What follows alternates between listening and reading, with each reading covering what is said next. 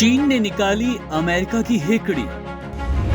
Reciprocal tariff पर कैसा बड़ा अपडेट। 145% टैरिफ का कैसा खेल।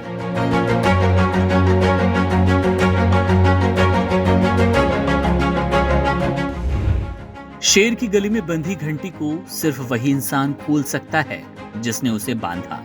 हम अमेरिका से अपील करते हैं कि वे अपनी गलतियों को सुधारने के लिए एक बड़ा कदम उठाए, रेसिप्रोकल टैरिफ की गलत प्रथा को पूरी तरह से रद्द करें और आपसी सम्मान के रास्ते पर लौट आए। ये बोल हैं चीनी मंत्रालय के। चीन ने कहा कि वो अभी इलेक्ट्रॉनिक सामान को टैरिफ के दायरे से बाहर रखने के फैसले का मूल्यांकन कर रहा है, क्योंकि अभी भी ज्यादातर चीनी सामान पर 145% टैरिफ लग रहा है।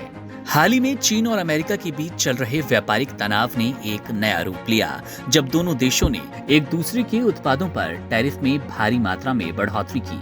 चीन ने अमेरिका उत्पादों पर टैरिफ को 84% से बढ़ाकर 125% कर दिया, जबकि अमेरिका ने चीन के उत्पादों पर टैरिफ को बढ़ाकर कुल 145% कर दिया।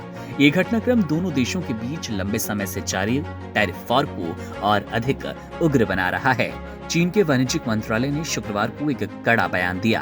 उन्होंने कहा, अगर अमेरिका चीन के हितों को नुकसान पहुंचाने की कोशिश करेगा तो चीन भी इसका सख्त और निर्णायक जवाब देगा।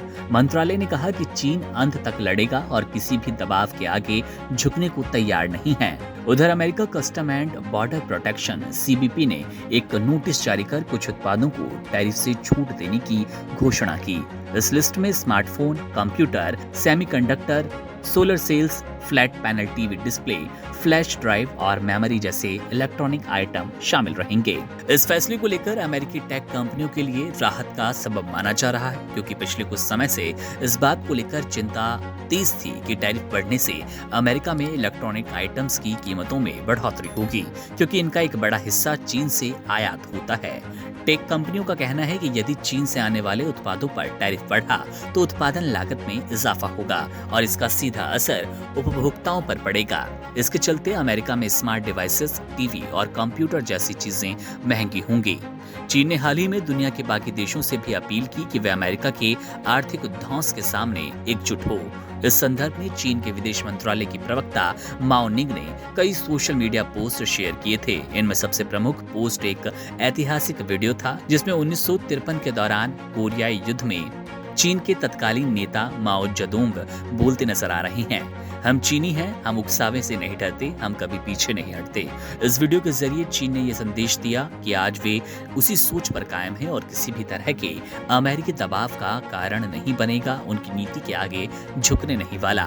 माओनिंग ने एक अन्य पोस्ट और तस्वीर साझा की, जिसमें दिखाया गया कि भले ही चीनी उत्पाद महंगे हो जाए, अमेरिकी जनता इसे खरीदना बंद नहीं करेगी।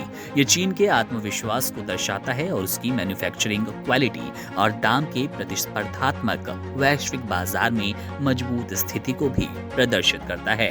कुल मिलाकर टैरिफ वॉर अब केवल एक व्यापारिक संघर्ष नहीं, बल्कि राजनीतिक और रणनीतिक मोर्चे पर एक बड़ी जंग बनता जा रहा है।